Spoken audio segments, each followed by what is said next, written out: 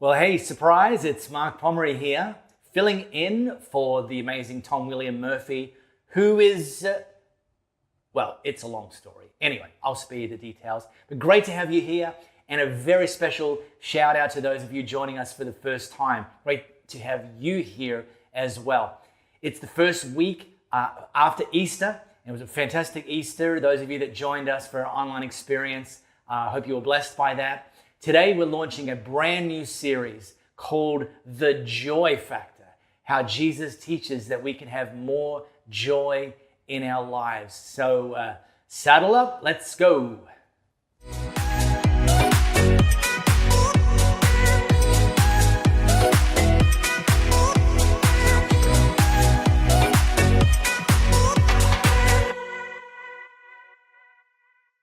Hey, every week we remind you that if you haven't already, be sure to like the channel, subscribe to the channel, give us a thumbs up, and most importantly, share us with your friends. You know, we want to reach more people and build into more people. So we don't want to make you to miss out, so subscribe.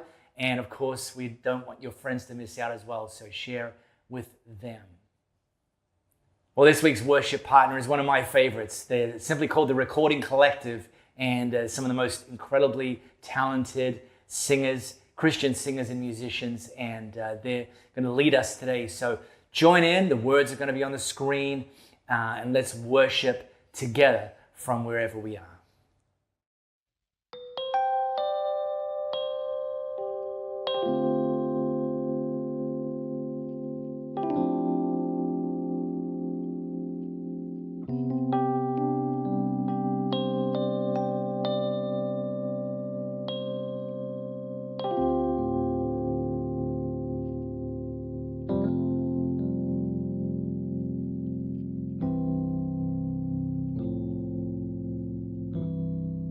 I'm caught up in your presence.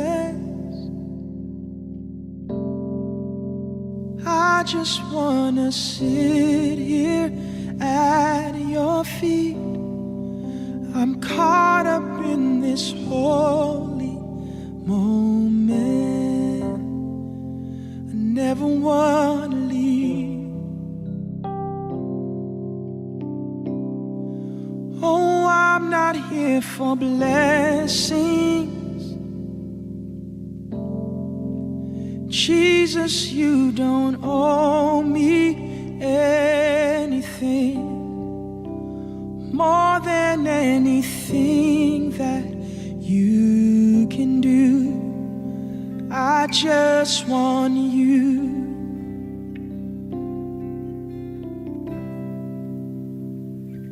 I'm sorry when I've just gone through the motions. I'm sorry when I just sang another song. Take me back to where we started. I opened up my heart to you. Ooh. And I'm sorry when I've come with my agenda. I'm sorry when I forgot that you're enough. Take me back to where we started. I open up my heart to you.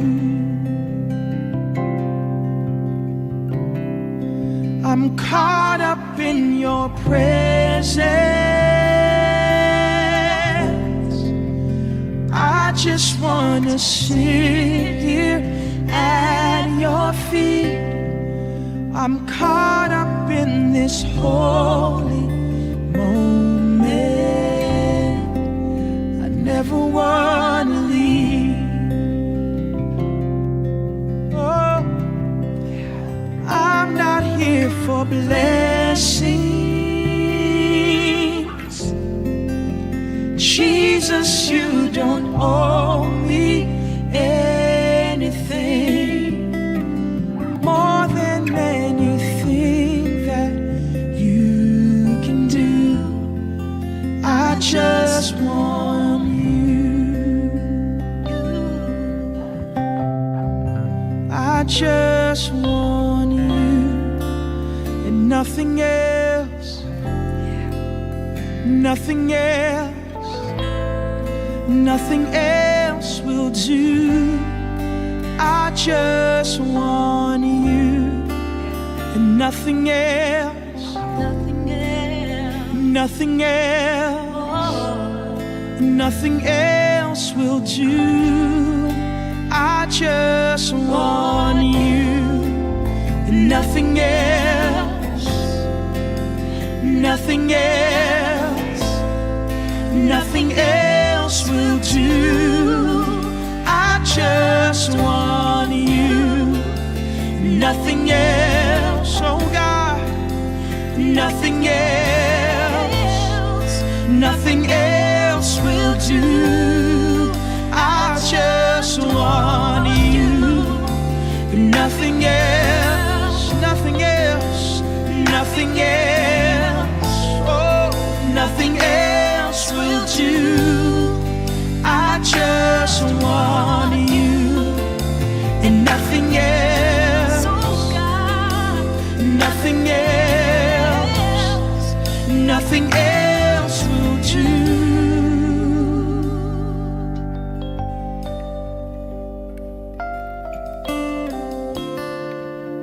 Nothing else will do.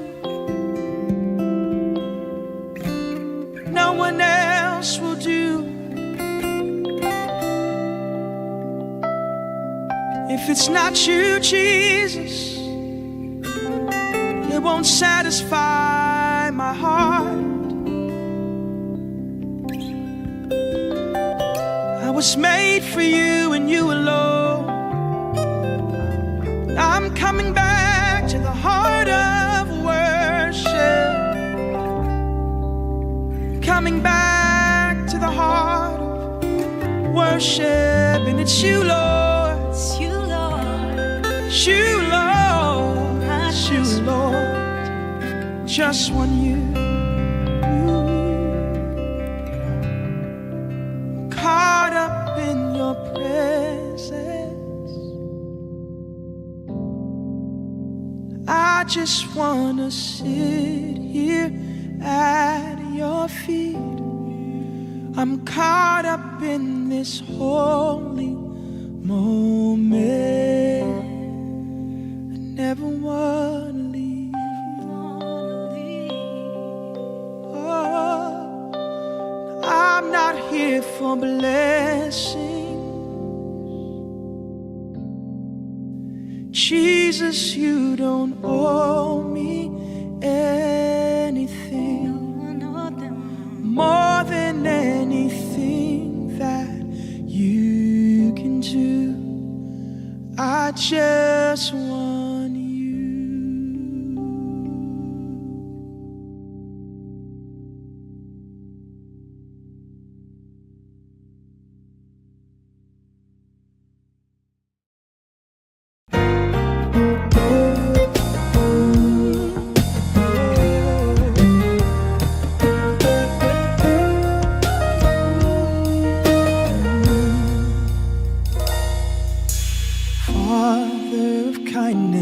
You have poured out grace. You brought me out of darkness. You have filled me with peace.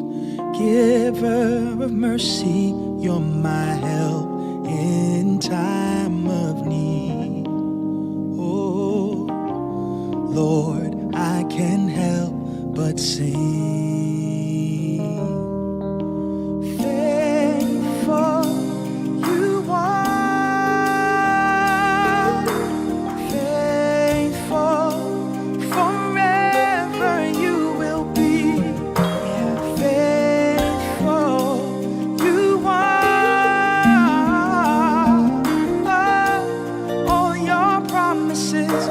Yes and amen.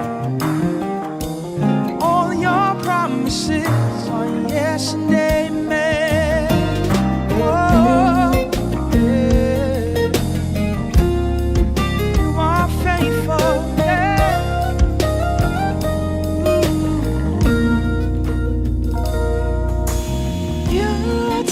Savior, you have brought me near. Ooh, you pulled me from the ashes. You have broken every curse. Blessed Redeemer, you have set the captives free. Yes, you did. Lord, I can't help but sing. Sing your faithful, so faithful. Oh, faithful, forever you will be. Faithful, you are forever and ever. All your promises are yes and amen. All your promises are yes and amen. I will rest, yeah, in your promises. My confidence is your faithfulness. I will rest in your promises for all your promises are yes and amen. All your promises are yes and amen. Faithful, you are. Faithfulness, who you are. Faithful, forever you will be. You are. My God is faithful. All your promises are yes and amen. Yes and amen. All your promises are yes and amen.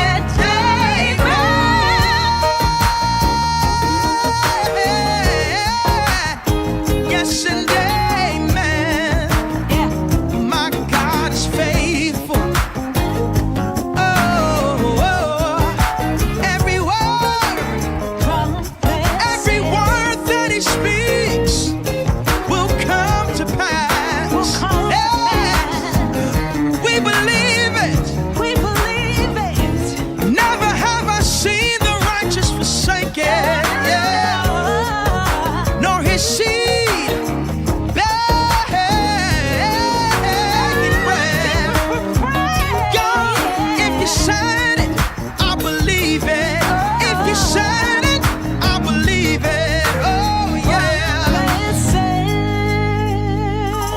Ooh, faithful you are. Yeah. Faithful, forever you will be. Faithful you are. And all your promises are yes and amen. All your promises are yes and amen.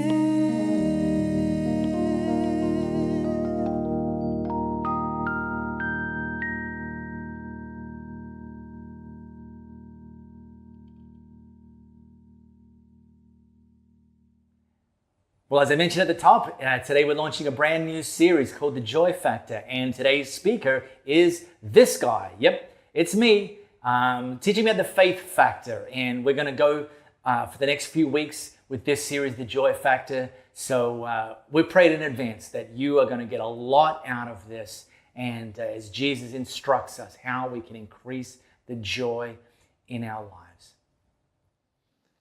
Well, hey there, Elevate family. Great to have you with us today. I want to start with a question right off the bat. Very simple question. Here it is. Are you happy? I mean, here we are still wading through a pandemic after 2+ years. We're 1 month into steady stream of news reports about the war and the invasion and the atrocities happening in the Ukraine. Many countries around the world, there's inevitable chatter about interest rate rises and what that's going to mean for households with a mortgage in particular. And so I wonder if you had to identify your current level of happiness by a theme song, would your theme song be Pharrell Williams' Happy, or would your theme song be the Rolling Stones' I Can't Get No Satisfaction? I'm kind of thinking maybe the most honest answer that we can give sometimes is, well, it depends. It depends on when you ask me. The time of the day. If you're a morning person, ask you in the morning, you're happy. If you're an evening person, ask you in the evening, you're happy. Maybe the day of the week. If you love your job, Monday, you're happy. If you don't like your job, Friday, you're happy. Maybe you could contextualize it. Well, it depends on what aspect of my life you're referring to. Like my kids make me happy. My bank balance, not so much. At the moment when I have to go and pay for the petrol I've just put in my vehicle, I'm not very happy.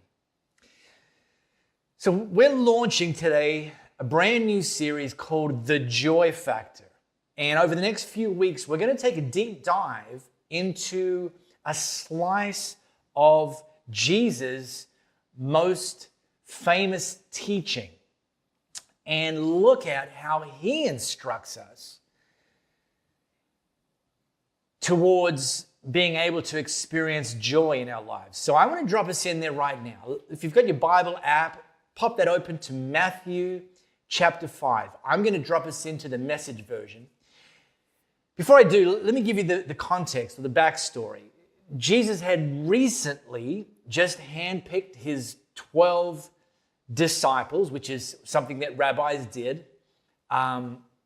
He had hit the road with them throughout the region of Galilee, and Matthew records that Jesus literally healed everyone, every sickness, every disease that he encountered. And so probably comes as no surprise that his fame and his popularity and his notoriety was spreading, not just throughout Galilee, but beyond. And people were bringing friends, family, loved ones to wherever Jesus was in the hope that he would be able to heal them as well. And so I want to pick up right in a moment where Jesus had a crowd gathered around him and he did this. Matthew records when Jesus saw his ministry drawing huge crowds, he climbed a hillside. Those who were apprenticed to him, the committed, climbed with him. Arriving at a quieter place, he sat down and he taught his climbing companions. And this is what he said: "You're blessed when you're at the end of your rope. With less of you, there's more of God and his rule." He uses this word blessed. We might overlay happy. We might overlap joy. When Jesus used this word blessed, let's define terms. It means the state of being singularly favored by God. The notion that God doesn't just love the world, he loves you.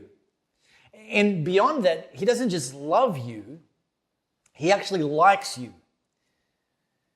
And so in this slice of what's actually a part of the Sermon on the Mount, become known as the Sermon on the Mount, Jesus taught what has been labeled the Beatitudes. And in the Beatitudes, Jesus instructed 9 situations where we can count ourselves blessed. And he teed off with this first one: you're blessed when you're at the end of your rope, which seems paradoxical, but I'm going to get to that. With less of you, there's more of God and his rule.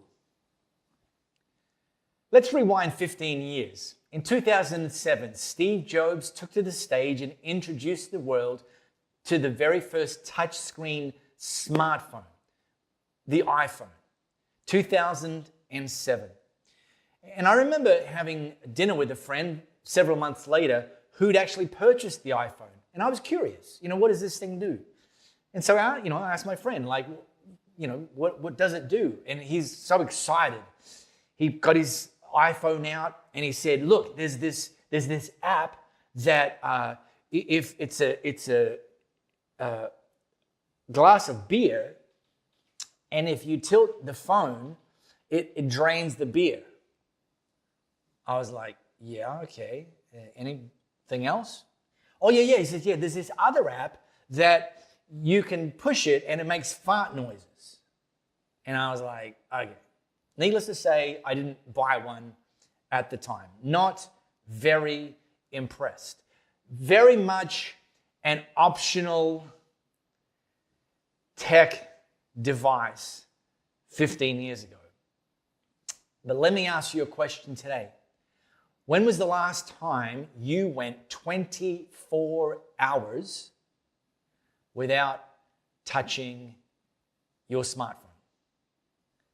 For things like text messaging, doom scrolling Instagram, sending and receiving email, using a search engine, YouTube videos, food delivery orders, Wordle, and the list goes on.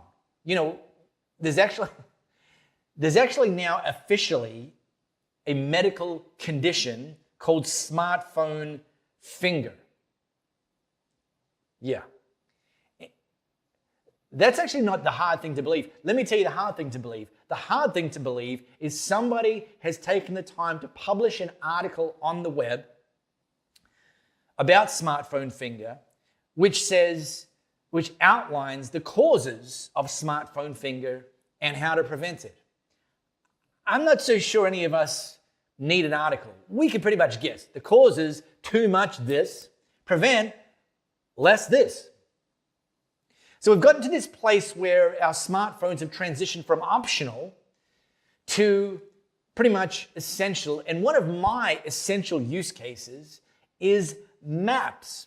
I love using my map app. Not least of which is I can remember back in the dark ages, 20 years ago, where we would have to use a book, a street directory. Here in Perth, the most popular one was called the UBD, which, by the way, if you look closely enough, you can see that this screenshot says 2022. These things are still available to buy, people. I'm pretty sure that unit sales have gone down in the last decade, but hey, look, they exist. But here's the thing. Back when that was your only option, you would have to preload your brain with the directions. Before you set off, you'd get the map book out and you'd have to look and okay, I need to remember to turn left here, then I drive down that highway, then I have to take that off ramp. And if when you embarked on that journey, if you forgot any of those instructions, you'd have to pull off to the side of the road, get the map book out, figure out where you were, reboot your memory. Okay, that's right. Get on the next stage of the journey. Now that's if you were traveling alone. If you were traveling with someone else, then they were almost inherently the designated navigator. And they would have control over the street directory. And they would have to go, page by page, turn by turn. By the way, the pages didn't just go like one page and then as you get to the end of the map to the next. No, sometimes you'd have to jump 12 pages just by the way this street directory was indexed. Some people, when they navigated, they would turn the book as the car turned, which, I don't know, it's just weird to me, but hey, whatever works, right? I think some marriages imploded because of the use of street directories. But we don't have to go there anymore because now we have map apps on our smartphones, and all we have to do is type in the address or the destination as it's referred to and press go. And then just follow the directions. Well, last Saturday, one of our team came and picked me up and we had to go and collect some furniture for them. And so, and the furniture was actually at my in-laws, a house I've been to hundreds and hundreds and hundreds of times. So I didn't have to use the map app. Off we went. We got about 90% of the way there, and there was an unforeseen traffic detour thrown in front of us. Every single time I got to this particular intersection in my own time, I would turn right. However, on this particular day, we were required to turn left, and that just threw me. We found ourselves in some back streets of this neighborhood, and the problem is this neighborhood, to me, every street looks exactly the same. So I'm kind of like, I think it's... Then I had the idea, navigate by the sun. So we started following the sun, turn right, follow the sun, turn left, follow the sun. Well, after a few more minutes, I did something that males are genetically programmed to not do. I decided it was time to ask for directions. So I popped out my smartphone, I opened my map app, I typed in the address, I hit go, and, well, we got there. Let me translate when Jesus said, you're blessed when you're at the end of your rope. With less of you, there's more of God and his rule. Let me translate that into 2022 speak. You're blessed when you rely on God the way you rely on your smartphone. You're blessed when you rely on God when you're off track the way you rely on your map app when you're off track. Now, there is one qualifier. When we're off track, when we're at the end of our rope, when we're asking for and relying on more of God, that doesn't mean that we're required to do nothing, to shuck off all responsibility. You know, this idea of Jesus, take the wheel. Think about it. You don't say when you open your map app, Siri, take the wheel, or Google, take the wheel. No, you say, direct me, and I will follow your directions. I'm off track. I'm at the end of my rope. I'm lost. I don't know what to do next. Give me the directions, and I'll obey. I'll listen, and I'll obey. Because this is the thing that Jesus knew when he taught this. If you continue to do things the way you've always been doing them, you're not going to experience the joy factor. You're only going to experience the stress factor, the complication factor, the destruction factor. You won't raise your joy factor. And then Jesus continued, the second of the Beatitudes. Verse 4, you're blessed when you feel you've lost what is most dear to you. Again, this sounds paradoxical. Only then can you be embraced by the one most dear to you. So Jesus is highlighting the fact that God embraces us when we've lost something dear to us. And the most obvious one is the loss of a loved one. However, the loss of something dear to us is not limited to the loss of a loved one. It could be the loss of a marriage. It could be that you have a wayward child. It could be the loss of a job or a business. It could be the loss of health, the loss of finances, the loss of opportunities, the loss of trust that you once had with someone. And Jesus is again revisiting this idea, using this word blessed, reminding us that we stand in a position of being singularly favored, that God doesn't just love us, God also likes us. And I've been there. I've been in a place of great loss. 13 years ago, I was leading a church and I got fired. I lost my job.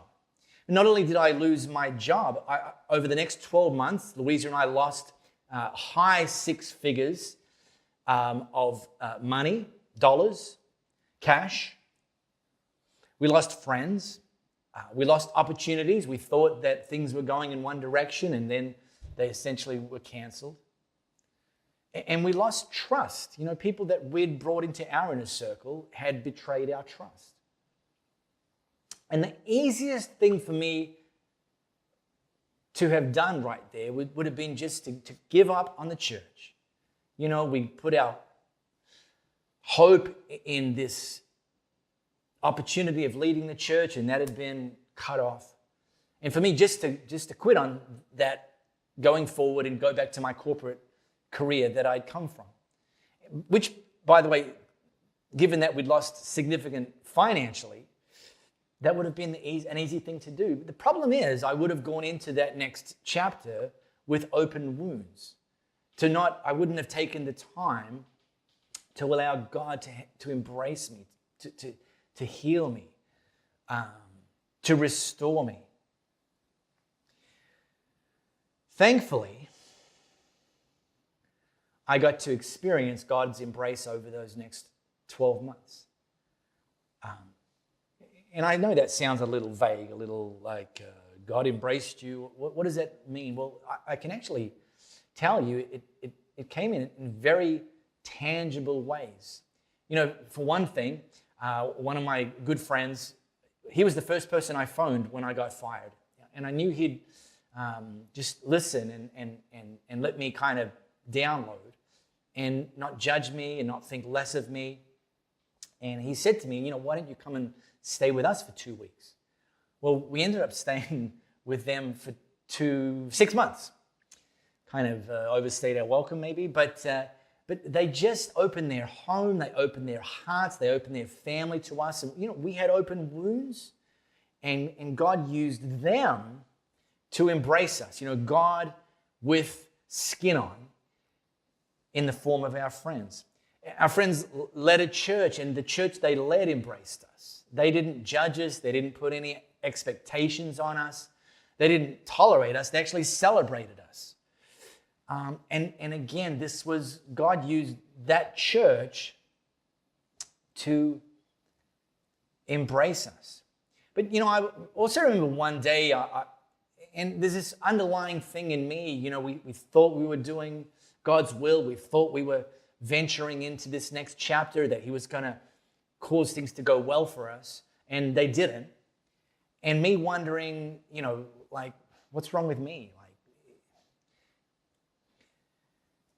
And I was just reading my email blogs one day, and in one of the email blogs was a story from this all-star Christian leader. If I said their name, 80% of you would know exactly who I'm talking about. Author of multiple best-selling Christian books. Very well known. And this blog highlighted a chapter of their life that I wasn't familiar with. I'd only seen the highlight reel, the headlines.